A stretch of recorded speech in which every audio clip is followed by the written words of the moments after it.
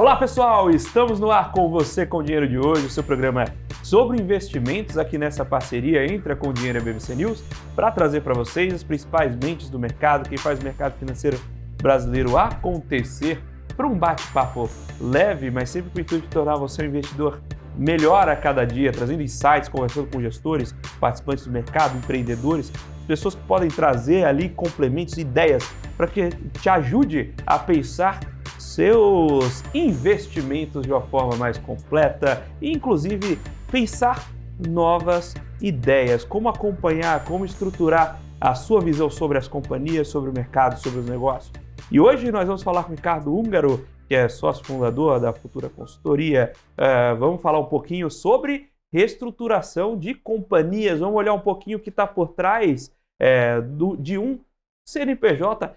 Para quem gosta de bolsa, eu sempre gosto de provocar que um ticker na tela não é só um código, existe uma história por trás. E dentro dessas histórias, a gente precisa pensar o que os demonstrativos financeiros nos contam em termos de história. A gente precisa aprender a absorver e, naturalmente, olhar os sinais de condução da companhia. E nada melhor para fazer isso do que olhar as companhias que estão em dificuldade. A gente está precisando apertar esses laços, não é isso, Ricardo? É verdade. Prazer, obrigado pelo convite. Espero poder esclarecer um pouco, né? Contar um pouco da nossa rotina na atuação das empresas em dificuldade e como que isso é feito, né? Mas você que é o piloto, vamos lá. Você tem um track record na parte industrial e a gente tem aqui no Brasil um conjunto de indústrias ainda robusto e que a gente viu ao longo dos anos surgirem algumas dificuldades estruturais, mesmo na forma de pensar a estrutura de capital, né? A gente tem dívidas caras no Brasil, isso acaba comprometendo um fluxo de caixa que é mais incerto do que o da dívida. Sim. Né?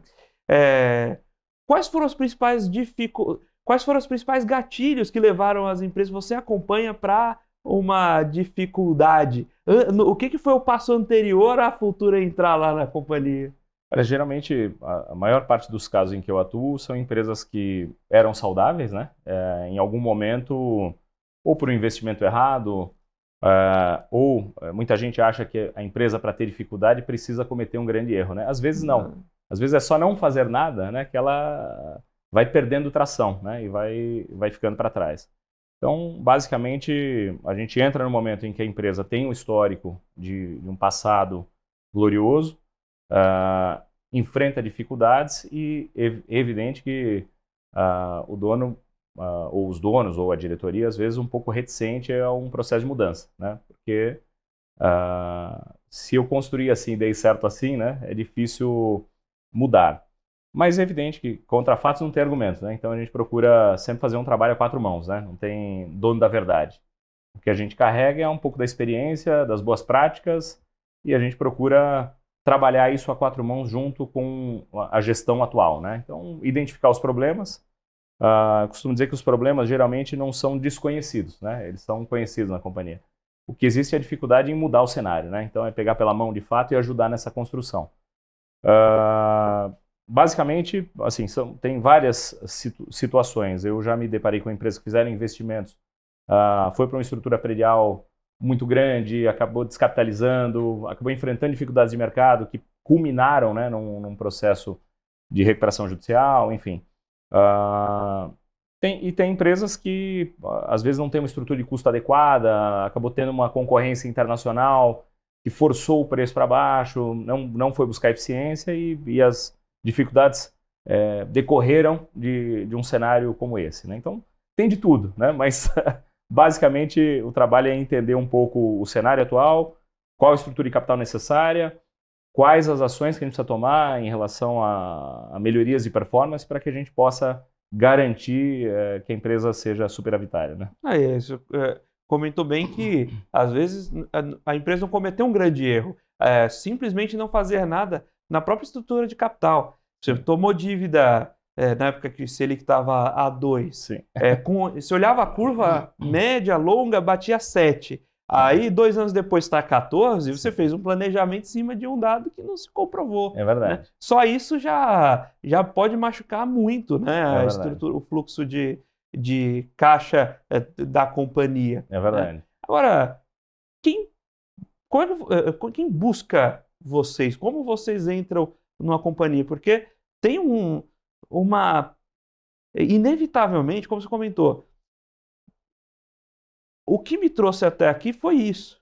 Né? Perfeito. Então, é muito difícil, em alguns momentos, você olhar alguém externo e falar, puxa, eu preciso mudar o que me trouxe, o que me levou até os meus tempos de glória. Tudo bem que agora menos glória, né? Mas, poxa, foi assim que eu construí tudo que eu construí. Sim. Aí vem alguém de fora, que nunca viu meu negócio, está falando que eu estou fazendo errado.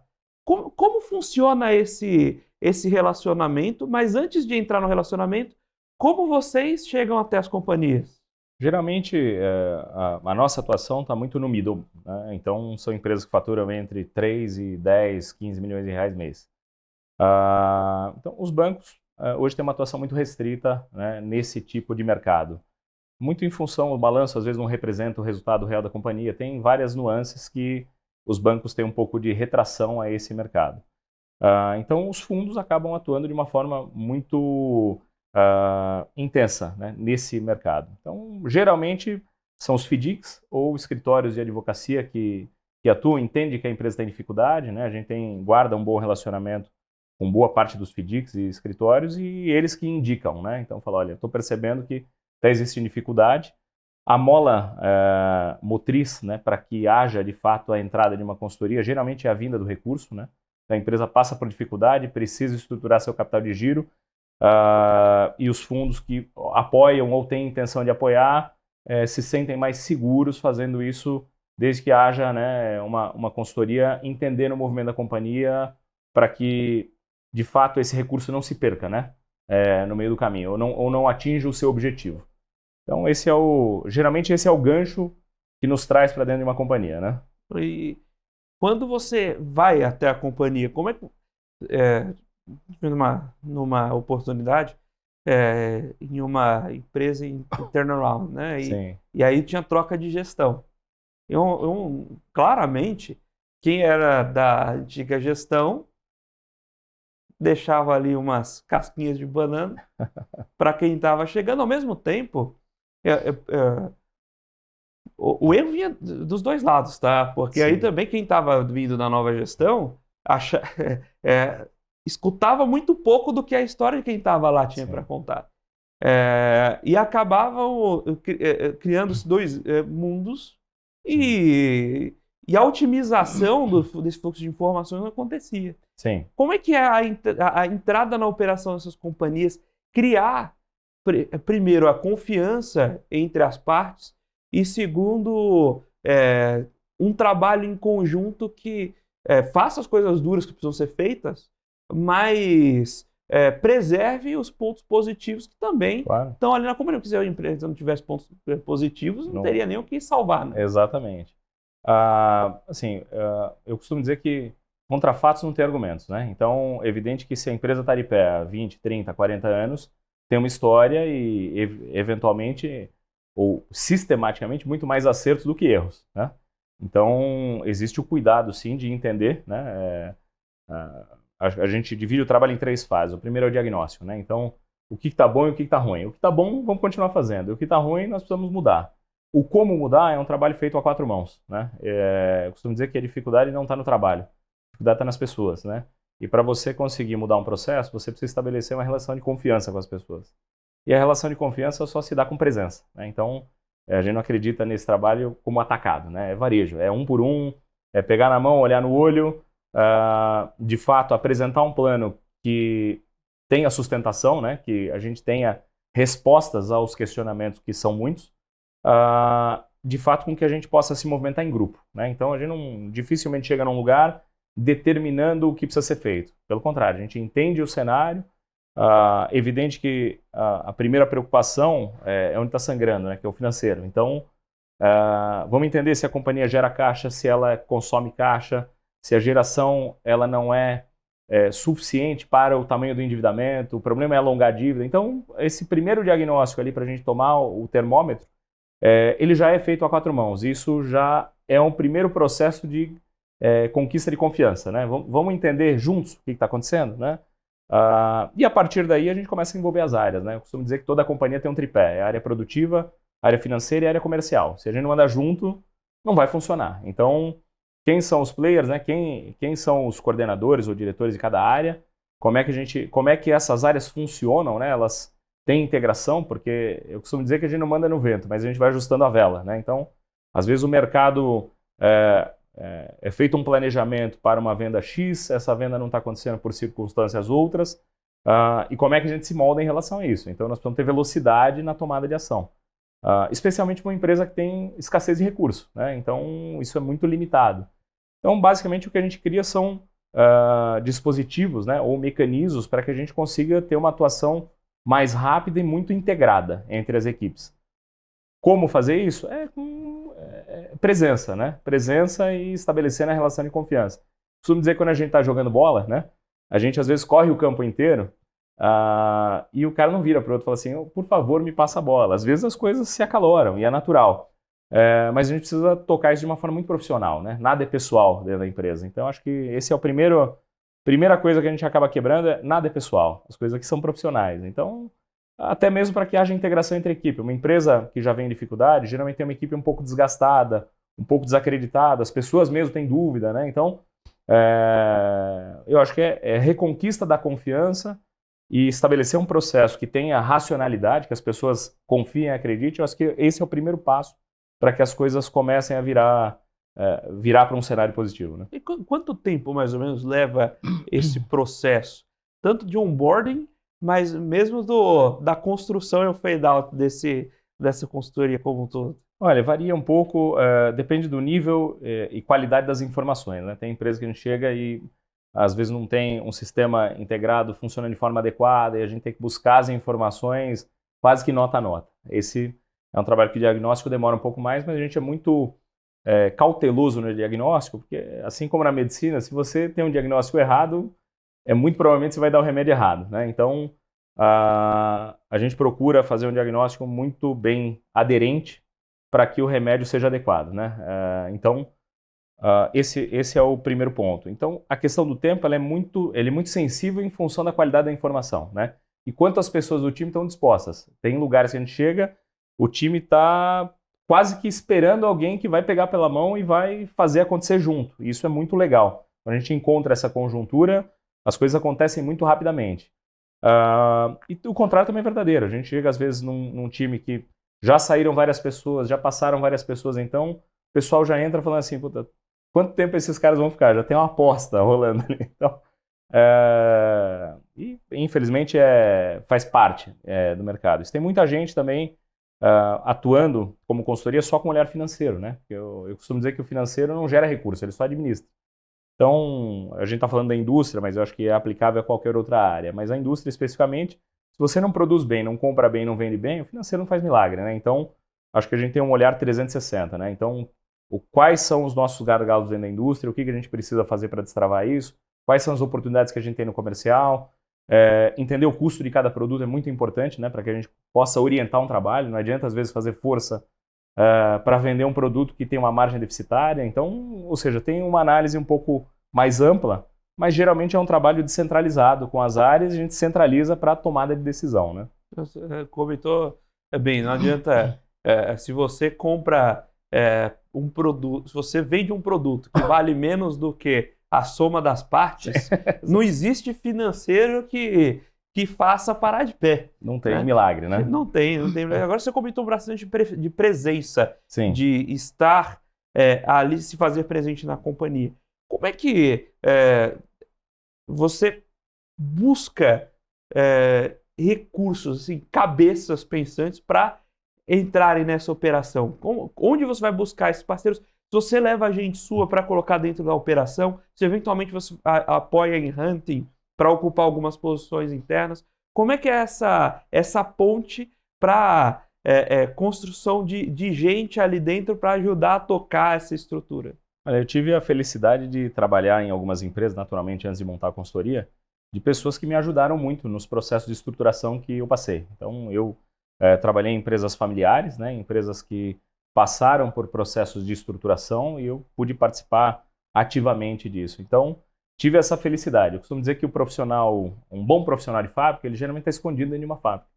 Então, eu como tive a felicidade de ter pelo meu caminho pessoas muito competentes, eu, naturalmente, à medida que os projetos foram crescendo, eu acabei puxando essas pessoas para serem braços, né? E então, fico muito feliz com isso, né? Acho que Deus me agraciou dessa forma. Então, o que a gente procura é gente que sai jogando e que tenha essa flexibilidade, né? De lidar com as pessoas. Acho que atrás de cada profissional tem um homem, né? Ou uma mulher, e todos eles merecem respeito. Então, acho que dessa forma a gente consegue alcançar as pessoas, né? Para que haja, de fato, uma mudança ou de postura ou de processo, né? Já dizia o Abílio Diniz, e eu concordo plenamente, que as empresas são gente e processo. Se você tem a pessoa certa, com aquela capacidade, estabelece um processo de controle, as coisas vão ficando menos difíceis, né? Então, eu acho que é entender um pouco... É muito comum, às vezes, você entrar numa companhia e o empresário diz o seguinte: não, esse cara aqui é meu melhor operador, ele virou meu gerente. Às vezes você perde o bom operador e ganhou um mau gerente, porque são competências distintas, né? Então, isso é um erro muito comum que acontece nas companhias. Então, acho que basicamente o que a gente faz é, de fato, nós não podemos cobrar um zagueiro para fazer gol, né? O zagueiro, ele sabe defender. Então, vamos colocar ele numa função que ele saiba executar bem e que ele vai produzir o resultado? Quem que é o atacante que a gente precisa aqui? É um cara que faz gol? Então, ou seja, a montagem do time, ela é muito importante. Ou o reposicionamento, né? Geralmente, a gente começa reposicionando. É curioso que as empresas em dificuldade vão perdendo pessoas, né, ao longo do caminho, e aí entra num sistema que praticamente todo mundo faz tudo, né? E tem uma frase que eu gosto muito que fala o seguinte: o pato, ele nada, voa e corre, mas ele não faz nada direito. Então, nós somos quem vai fazer o quê, quem vai ser responsável pelo quê, para que a gente possa estabelecer metas de curto prazo alcançáveis e ter uma cobrança sadia sobre esses processos, né? Senão acaba ficando tudo muito embolado, né? Sem dúvidas. E tem um outro ponto aí no embolar, mas num outro lado, que é o seguinte: você comentou, eventualmente você vai sendo chamado pelo escritório, pelo FDIC, justamente porque a situação começou a se agravar. Sim. E a gente também comentou que muitas vezes quem está ali com a cabeça do negócio que, olha, foi assim que eu fiz e me levou até esse ponto, poxa, às vezes é difícil enxergar o valor em novas ideias. No entanto, tem um outro ponto aí que você deve encarar com frequência, que e o dia 2? E quando a Futura não tiver? Quando o Ricardo não tiver lá mais? Como as empresas se estruturam para que esse fluxo não se perca? E, inclusive, para que alguns vícios não voltem? Olha, eu acho que eu costumo dizer que as pessoas raciocinam com aquilo que elas conhecem, né? Então, a gente usa sempre frases muito lúdicas para justamente tentar ser provocativo e assim, operar um cérebro é fácil ou é difícil? Difícil. Difícil. Mas para quem sabe, é menos difícil. Então, à medida que a gente difunde o conhecimento, né, monta um processo de forma conjunta, por isso que eu acho que é muito importante não chegar determinando regras, né? Então, como é que você faz hoje como é que você controla o financeiro hoje? Eu tenho aqui quanto precisa pagar hoje, vejo quanto vai ter de título, vejo onde vai operar. Tá bom, mas e amanhã? Não, amanhã é outro dia. Então, se a gente conseguir olhar isso aqui uma semana, você acha que não, ajudaria bastante. Então, vamos fazer juntos? Então, ou seja, existe durante o processo de estruturação, tem um processo de transferência de conhecimento dos dois lados, né? Porque a gente entende as particularidades da companhia e a gente também traz as boas práticas, né? Então, montamos um fluxo de caixa, já temos uma previsibilidade, já conseguimos organizar de forma prévia as operações. Vamos montar um orçamento para que a gente possa garantir, né, e trabalhar dentro de uma ótica onde a gente garanta o resultado da companhia. Então, vamos fazer isso de forma conjunta, vamos envolver as áreas, né? Manutenção pode gastar quanto? Evidente, a gente não escolhe quando uma máquina vai quebrar. Quebrou, vai atrapalhar o orçamento, mas como é que nós vamos buscar esse recurso, né? Mas Então, isso fica evidente. fica Então, pô, evidente. quebrou, você já sabe quanto de orçamento está prejudicado. Exatamente. É diferente de você ir tocando do jeito né? que dá. E não fechar, né? Não saber o quanto gera, o quanto... Então, acho que a falta de informação tem duas coisas, né? Acho que a primeira, a informação errada é pior do que a falta de informação, porque ela te leva a uma tomada de decisão errada. Verdade. E eu costumo dizer que quando a gente chega e não tem controle nenhum, as coisas são muito simples, né? Vamos fazer igual para bolso que entra e bolso que sai. E aí a gente vai estruturando os controles, né? Do macro para o micro sempre, né? Não adianta, às vezes, tentar fazer o ideal. Você vai fazer o que é possível naquele momento e vai melhorando. Até o momento que você tenha uma condição bem efetiva de trabalho e de controle, né? Então, acho que a grosso modo é isso, né? Qual a parcela das empresas você chega para ter essa conversa e já tem um demonstrativo gerencial que conversa com a realidade? Infelizmente, poucas, né? Poucas. Curiosamente, boa parte delas já tiveram, né? Quando eu tinha uma estrutura maior de pessoas, quando a empresa era pujante.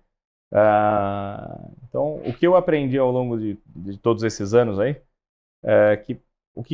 duas coisas fundamentalmente quebram uma empresa, é a falta de crédito e o excesso.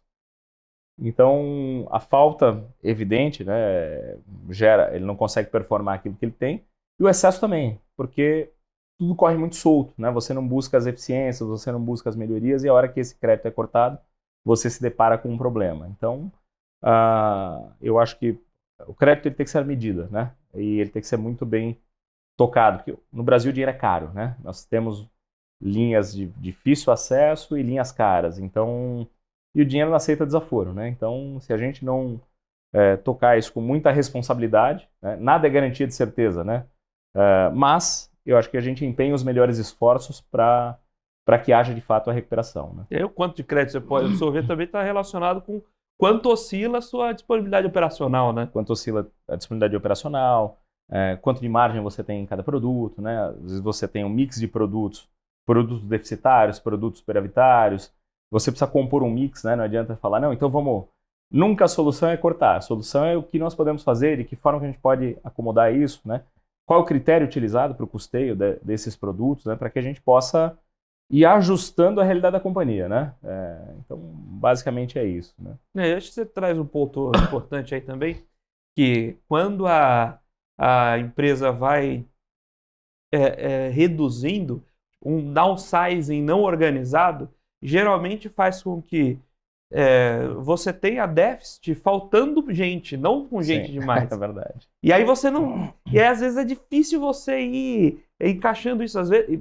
E aí algumas dessas áreas são vistas como acessórias, sofrem primeiro. É verdade. Poxa, tem alguém que faz ali relatórios de controle gerencial.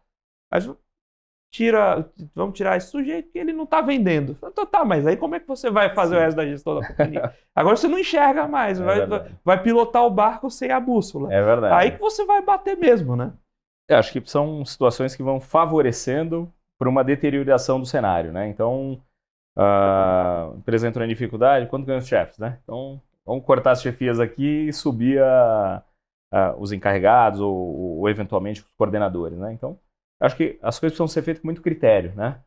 Não estou dizendo que não possam ser feitas, mas é avaliar de fato a real importância para que a gente tenha uma estrutura mínima de controle e saber para onde o barco está indo, né? Como você disse. Então, se a gente não sabe para onde está indo, eu brinco que quem não sabe para onde quer ir não pode pedir carona, né? Então, nós precisamos saber onde nós queremos chegar para poder nos aparelharmos de forma adequada, né? A esse caminho. Então, inclusive...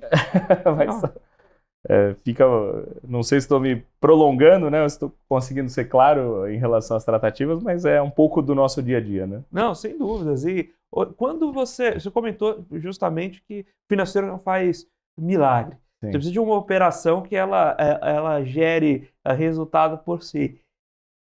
Dentro até, inclusive, do seu background em indústria, quando você olha para essa operação, onde você geralmente encontra mais parafusos a apertar? É no processo de compra. Então, é como você vai gerir sua cadeia de valor para para trás, ou é na própria operação da companhia?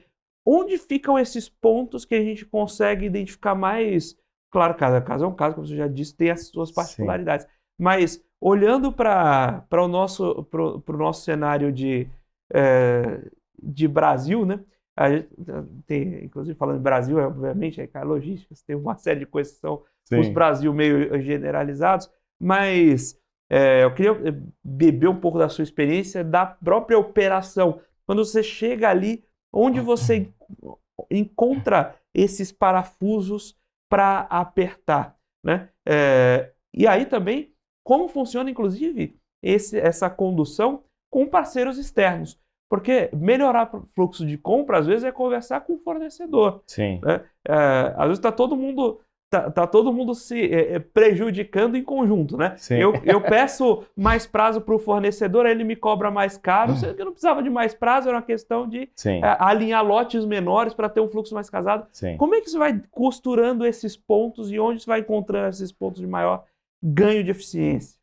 Eu acho que, na verdade, é um conjunto de coisas, né? É evidente que pela experiência, a gente entra numa fábrica, a gente já sabe mais ou menos pelo cheiro se a fábrica é ineficiente, pelo nível de organização, pelos controles que existem, né? Os indicadores hora a hora, não tem. Então, a gente começa a entender que ali tem bastante oportunidade. A gente começa também fazendo um cross, né? Então, olha no comercial. Quais são os produtos, quais são os preços de venda e concorrência. O que a concorrência faz e como é que a gente está comparado com a concorrência. Eu brinco que tem lugares que o cara está vendendo um Passat a preço de Gol e está fazendo um esforço danado para vender o Passat ali a preço de Gol, não está ganhando dinheiro. E nós já contamos para o comercial, nós estamos vendendo Passat e não Gol, porque nós precisamos trabalhar isso com o cliente. Ele saber, ele reconhecer essa percepção de valor, ele está comprando um negócio diferente. Ou se o mercado é para Gol, nós precisamos ajustar o nosso produto para Gol, para ganhar dinheiro, né, dentro de um nível de competição adequado. Então, isso é um conjunto de fatores, né, como eu disse. Então, fábrica, a gente já bate o olho e sabe... é difícil mensurar de forma quantitativa, mas a gente consegue enxergar que existem oportunidades. E a partir daí se estabelece uma linha de trabalho, né? Então, geralmente começa... pela organização, pelos controles, né? Como é que o PCP gera as ordens de programação da fábrica, como é que a fábrica responde a isso, se é controlado diariamente, turno a turno, hora a hora, qual a massa de gente necessária para fazer aquela produção contra o que de fato tem. A gente começa a ter um olhar um pouco mais técnico sobre o escopo fabril. Paralelamente a entender dentro do comercial se nós estamos comparando banana com banana ou se a gente está descasado em relação à oferta e produto, né? E dentro do financeiro, estruturar o que é meio padrão nas empresas, né? Então, fluxo de caixa, orçamento, contas a pagar, contas a receber, baixa conciliação diária, as operações de antecipação, controlar os custos disso, ou seja, são trabalhos que vão ocorrendo de forma paralela. À medida que a gente vai tendo esses inputs, a gente vai formatando um desenho, um plano de trabalho, sempre de forma conjunta com o time, né? Para ver de que forma, inclusive, que eles reagem. As informações, muitas vezes, ou na maior parte deles, vêm deles, né? E a gente ajuda nessa construção para que haja essa interação, pegamos pela mão, vamos juntar todo mundo, vamos provocar as reuniões, né? Ou seja, para que a gente saia do status quo, né? Eu acho que esse é a grosso modo, esse é o desenho, né? Maravilha, estamos batendo esse papo aqui sobre reestruturação das companhias, como pensar as dificuldades de uma companhia e transformá-las, né? Conduzir essa empresa de volta aos trilhos, aos tempos de glória, sempre pensando aqui em como os nossos convidados podem trazer esses insights para tornar você aí um investidor melhor a cada dia, trazer esses pontos, essas provocações relevantes e até para te preparar você que é um empreendedor, te ajudar também a pensar nos próximos passos, olhar para dentro do próprio negócio e imaginar o que fazer diferente, antecipar esses movimentos e naturalmente nunca deixar de lado, nunca parar de evoluir, como aqui o Ricardo está trazendo. Muitas vezes a dor da empresa não vem de um fato específico, de um grande erro, mas simplesmente de deixar de fazer algo. Agora nós vamos para um breve intervalo, daqui a pouquinho estamos de volta com o segundo bloco do Você com Dinheiro de hoje.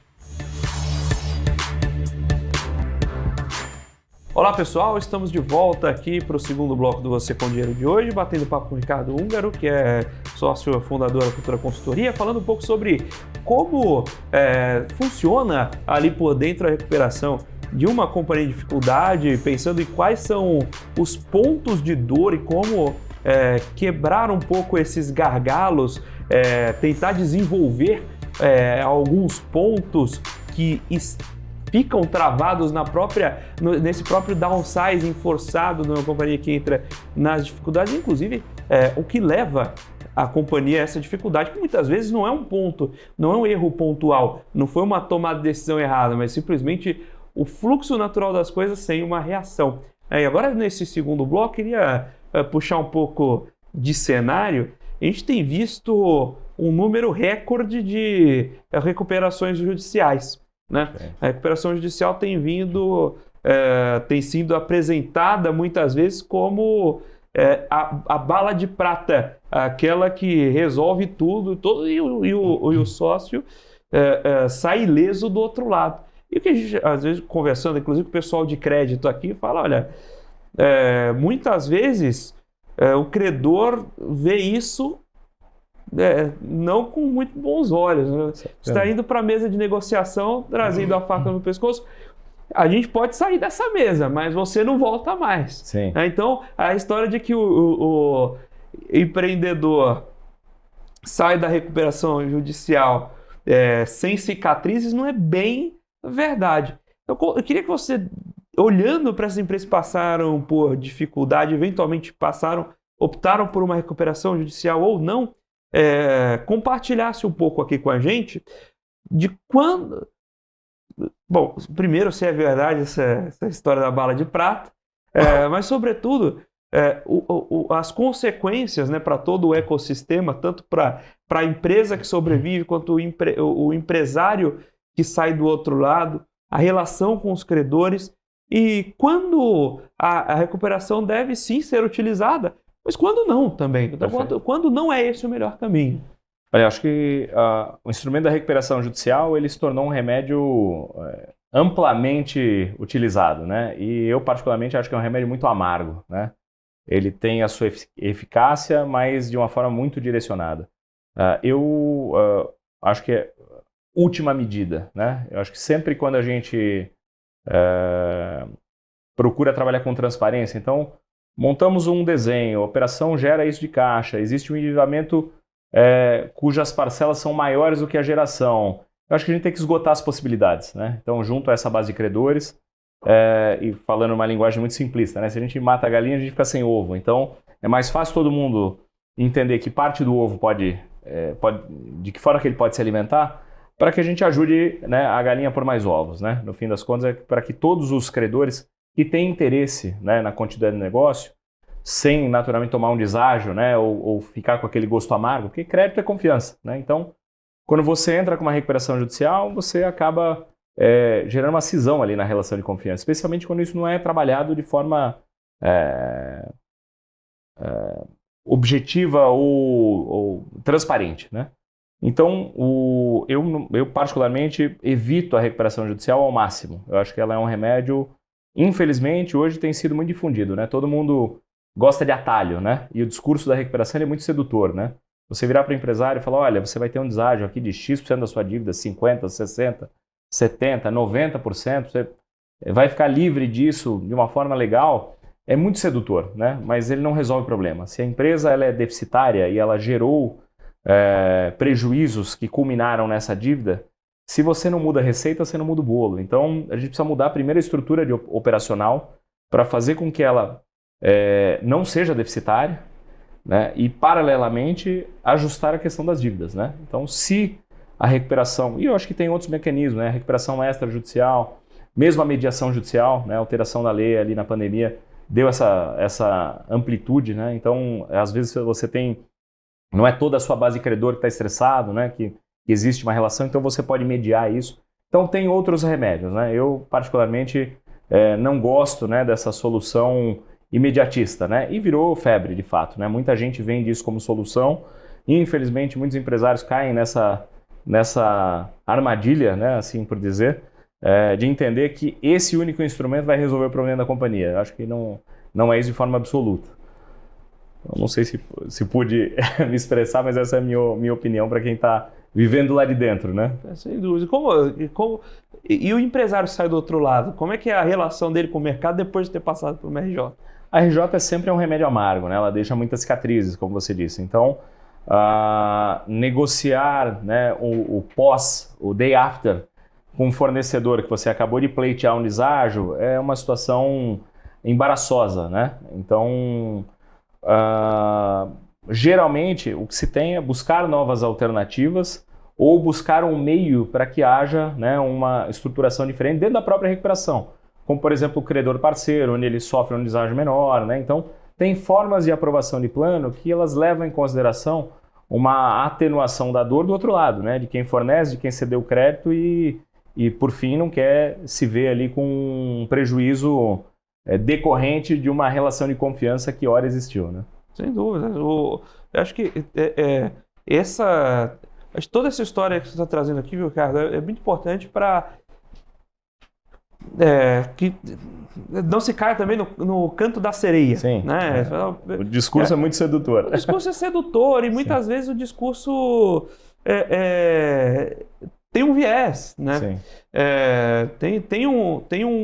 Existem partes interessadas em caminho ser especificamente esse. Então, é importante também que o empreendedor, o empresário que está assistindo a gente, pare para refletir sobre como essa solução chegou. Né? Deixa eu sentar aqui e pensar, poxa, será que esse é o melhor caminho mesmo? Será que tem um porquê estão me oferecendo aqui? Sim. Então, e aí a partir daí tomar sua decisão da forma mais consciente possível. Será que eu já tentei, antes de ir para esse caminho, como você comentou, já tentei conversar com meu fornecedor antes? Sim. Explicar a situação?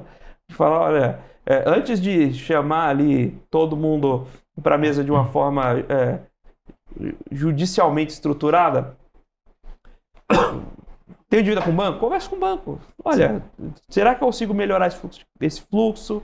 Tenho esse plano, de fato ficou apertado para a gente agora nesse momento. Leva a conversa antes de judicializar, porque depois que você foi por esse caminho, é mais difícil. Não, o caminho, depois que você pulou o muro, é mais difícil, né? Então, mais difícil. Eu acho que a gente tem que esgotar as possibilidades, de fato, né? De mediar uma situação de crise, porque no fim das contas todo mundo tem interesse na quantidade do negócio. Os funcionários, o próprio dono, naturalmente, é o principal interessado, mas a cadeia de fornecedores, né? Tem um ecossistema ali envolvendo cada companhia, o funcionamento de cada companhia. Então, ninguém quer ver o fim daquilo. Na verdade, então, a gente encontra muito mais apoio do que se imagina. O fato não adianta ir para a mesa só falando, né? Então, o que existe dentro de uma relação como essa às vezes o empresário delega isso lá para o comprador, vê lá se o cara consegue dar um crédito, etc. E aí não paga, aí se cria um problema, né? Um estresse em função dessa falta de comunicação. Mas à medida que a gente vem com algo estruturado, fala, o desenho é esse, a fotografia da companhia é essa. Essa é a nossa geração hoje. Dá um exemplo, a empresa gera 100 mil reais de caixa, ela tem 300 mil de PMT em relação ao passivo. Não dá, tem que pagar 1/3 para cada um, a grosso modo. Então aí é o ajuste fino, né? É entender de que forma compõe com cada um para que a gente consiga, se a gente pagar mais do que os 100 mil, nós vamos comprometer o fluxo operacional. Comprometer o fluxo operacional, se não comprar matéria-prima, não entrega. E aí, ou seja, então acho que é um erro muito comum também. O empresário, quando se vê em dificuldade, especialmente empresário que vinha de um cenário capitalizado, né? Ou seja, não recorria às linhas, não deixava dinheiro na mesa. Com isso, ele tenta fazer tudo, de fato, né? Então, existe uma percepção muito ampla. Ele tenta pagar o passivo, ele tenta pagar a operação, e aí as coisas ficam mais complexas, né? Porque ele está tirando dinheiro da operação do giro para tentar honrar um passivo e acaba não conseguindo fazer nenhum dos dois. Então, acho que a gente precisa ser muito cuidadoso nesse sentido e muito preciso na análise para que a gente não colabore com o erro, né? O passivo já existe. Então, nós precisamos administrar o passivo para que ele um dia deixe de existir, mas a empresa precisa estar de pé. Então, acho que a grosso modo é isso. Eu, de fato, infelizmente tem muita gente fazendo mau uso da recuperação judicial, né? Sem dúvidas. E a gente falou de day after aí, mas tem um ponto também de a companhia passa por uma reestruturação dessa, eventualmente ter espaço para troca de dono também. Sim. Até porque o dono se desgastou nesse Sim. É sofrido para ele passar por isso. E aí, eventualmente, surgem oportunidades de outros negócios, a entrada de outros players nesses mercados, buscar, por exemplo, uma consolidação. Você tem recebido esse tipo de demanda também? Ou seja, Sim. pessoas que querem entrar nessas companhias, a gente procuram para, olha, eu vou fazer uma consolidação desse mercado, vem aqui e me ajuda a azeitar essas operações e aí a gente começa a gerar valor na consolidação das companhias? Sim, eu acabei falando, né, que as principais indicações são escritórios de advocacia e fundos, mas existe também essa demanda, é uma demanda, para mim, mais recente, mas que tem uma grande amplitude no mercado, né? Muitos grupos, né, com mais apetite ao risco. Quando eu falo mais apetite ao risco, porque ele acaba se envolvendo de forma operacional, né? Ele entende que o ticket é baixo, comprar uma empresa em dificuldade, ele vai pagar barato no ativo que lá existe, seja como estrutura, seja como fundo de mercado, né? E muitas vezes você tem 3, 4 companhias que operam abaixo do ponto de equilíbrio e tem sobra de capacidade. Então, se você compra as 3, 4 e consolida a operação em 2, você consegue ter uma operação superavitária. E, eventualmente, se elas estiverem dentro de uma recuperação, você pode fazer a aquisição da unidade produtiva através de UPI. Tem dispositivos que te garantem, né, uma consolidação ou aquisições de unidades produtivas de forma segura, né, apesar do endividamento. Então, eu acho que cada caso tem que ter um olhar, mas isso, de fato, eu tenho tido procura nesse sentido e para mim faz todo sentido, né? A gente estava conversando no intervalo de como gera valor para as companhias e maneira estrutural, né? Eu queria que você trouxesse aqui para o ar aquele seu ponto.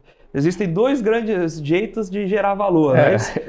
Conta aí para nossa... Eu acredito, assim, a gente que anda em muitos mercados, né? Eu acredito muito que hoje em dia tem 2 formas de ganhar dinheiro, né? Ou com inovação ou com consolidação, né? A gente vê... dá um exemplo, o Facebook, né? Ele lançou uma inovação, né? Apesar de já existir o Orkut, existiam outras mídias sociais, mas ele inovou sobre uma outra forma de fazer a mesma coisa e gerou valor, né? O Nubank, né?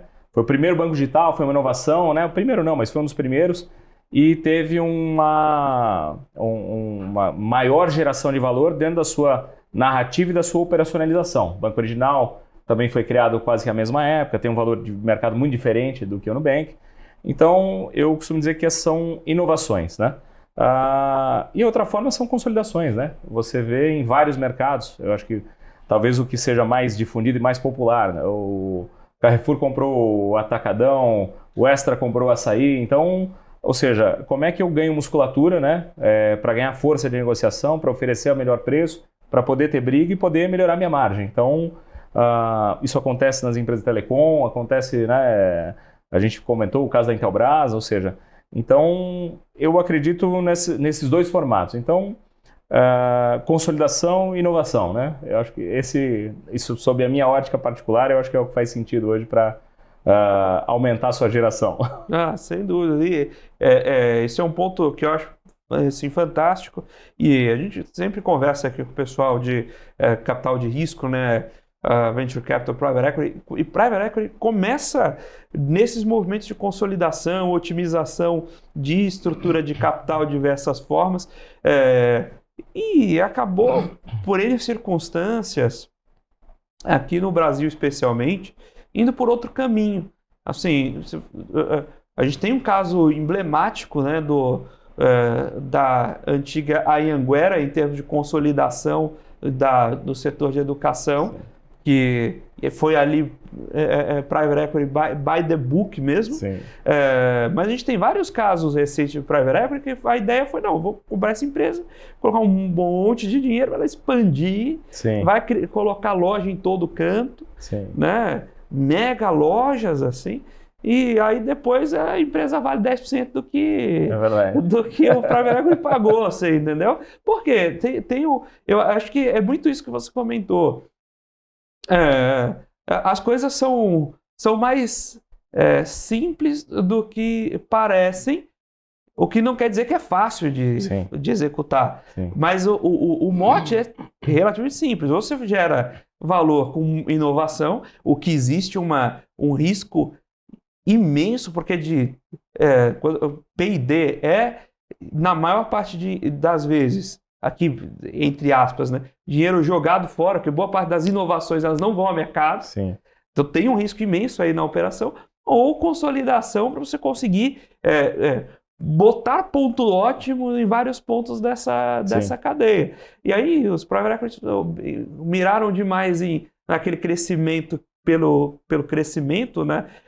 Que seria uma expansão orgânica. Acho que talvez mirando numa consolidação também, mas um pouco no ímpeto de crescimento, de que replicar um modelo sempre valeria a pena, o que é meio problemático.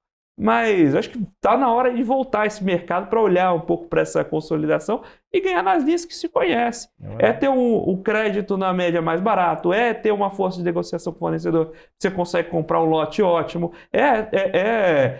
ganhar, às vezes, até coisas das mais simples que a gente esquece. Comprar tempo de TV para propaganda, se comprar para uma empresa só, sim, é melhor do que cada empresa ir comprando. Para a TV é ruim, né? Mas para a companhia, sim, você ganha escala. Tudo isso ganho nessa consolidação. E voltando a falar brincando com esse ponto, e o day after que a gente estava comentando no primeiro bloco, e até comentei agora sobre, às vezes, o empresário se cansar daquela operação, de ter passado por aquele período de tormenta.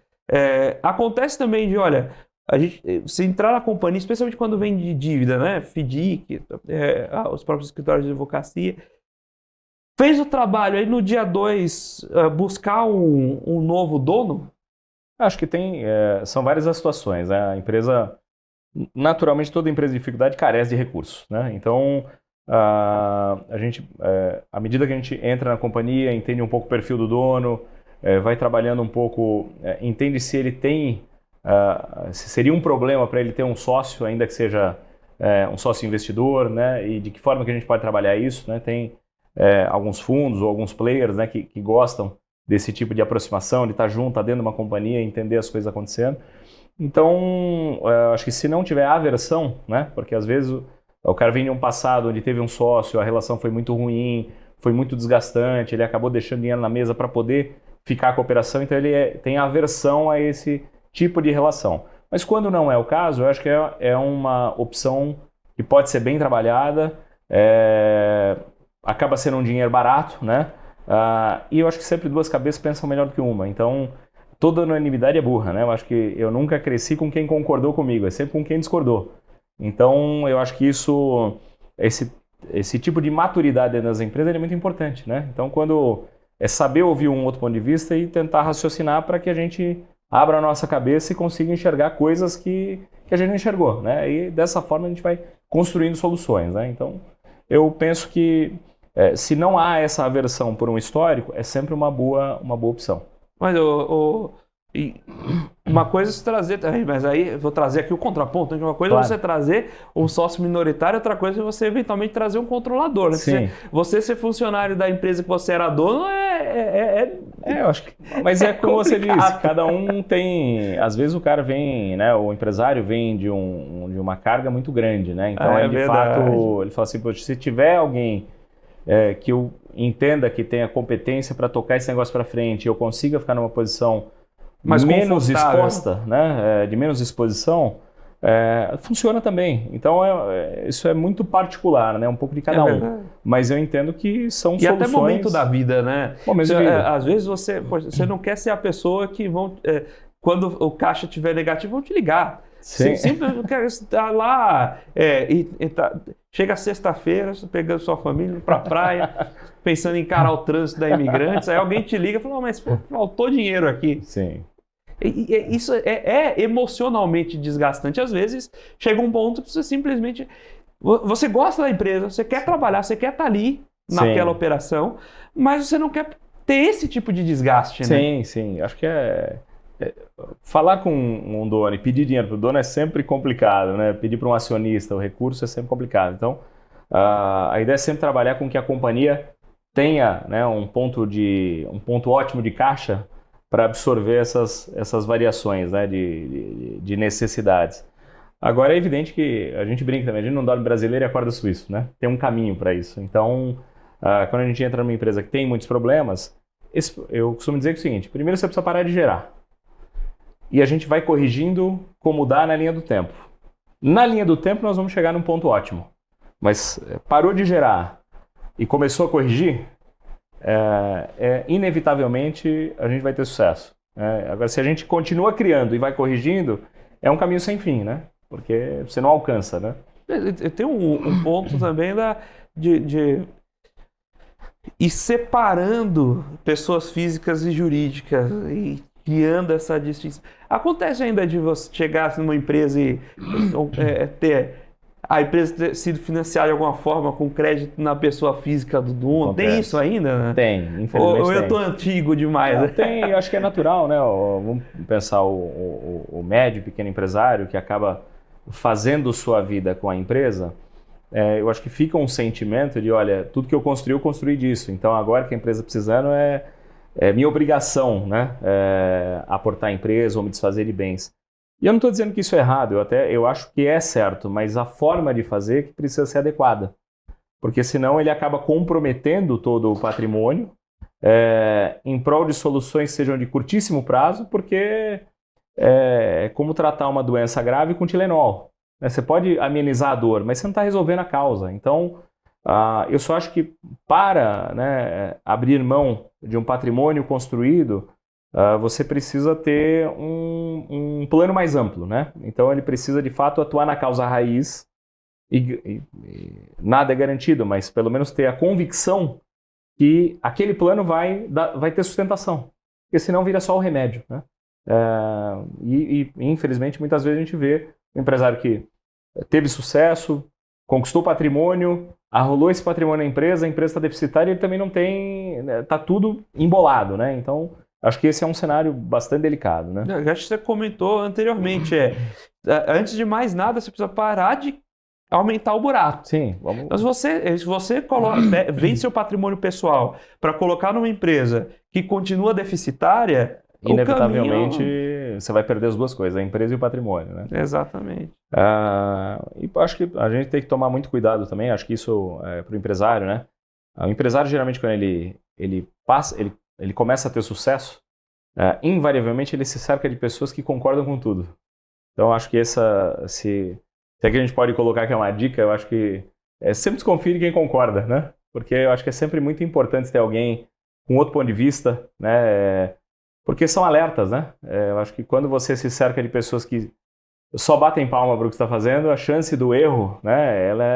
Você potencializa. Então, acho que é muito importante ter a lealdade daqueles que te assessoram, mas sobretudo que tenham, que ajam com a verdade, né? Que consigam te falar, mesmo sendo ruim você ir contra uma opinião do chefe, que nunca é agradável, mas que você tenha que receber isso com parcimônia, né? Consiga fazer de forma adequada, né? Tangenciando o assunto de uma forma adequada para que a empresa não cometa um erro, né? Sem dúvidas. Acho que é isso. Falando muito rapidamente, isso é um pouco de tudo que a gente vivencia, né? Maravilha. Queria agradecer imensamente seu tempo aqui, compartilhar um pouco desse conhecimento, dessas histórias aqui com o nosso público. Imagina, eu que agradeço. Mas eu quero também, se você não se incomodar, compartilhasse um pouco de quem, eventualmente, a gente tem aqui na audiência muitos investidores institucionais. Claro. Então, eventualmente, quem queira procurar vocês, procurar o Ricardo, procurar a Futura, para buscar esse serviço, como funciona, como pode encontrar vocês, como pode contratar vocês. Perfeito. Inclusive, o que você puder abrir de modelo de contratação, se eu tenho... Abre aí pra gente, porque quem estiver aqui assistindo e queira eventualmente procurá-los, a gente já faz apoio. Você com dinheiro, claro, mais gera negócio TV brasileira. Maravilha. Bom, na verdade, é muito simples o nosso contato, né? Tem o site futuraconsultoria.com.br, lá você consegue falar com a gente.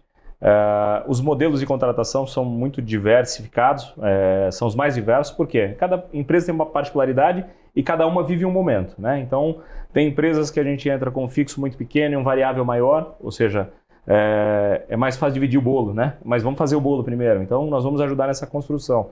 Tem empresas que a gente entra num processo de estruturação de conselho, onde a gente já existem os critérios de governança, a gente acaba validando isso e trabalhando como uma espécie de um braço a mais no conselho, né, para que hajam reflexões sobre as ações, um mapeamento um pouco mais amplo. E tem as empresas em dificuldade que são geradoras de caixa e que precisam de alguma forma reorganizar seus processos. Então, acho que cada caso é um caso, a gente é muito flexível. Eu brinco que se a gente não puder ajudar, atrapalhar nós não vamos, então a gente não entra em projeto onde a gente entenda que não tenha competência para fazer, né? Ou pelo menos que reúnam pessoas que possam agregar diante daquela dificuldade. Nós somos muito simplistas sobre esse aspecto, né? Então, se a gente entende que pode ajudar, a gente se acomoda de alguma forma, né? Mas eu agradeço a oportunidade, agradeço a sua paciência e, enfim, nos colocamos à disposição. Mesmo se tiver dúvida, independente de qualquer contratação que a gente possa contribuir, é sempre um prazer dividir um pouco do conhecimento que a gente adquiriu ao longo dos anos, né? Muito obrigado, Ricardo. Eu que agradeço. Prazer. Muito obrigado. Obrigado.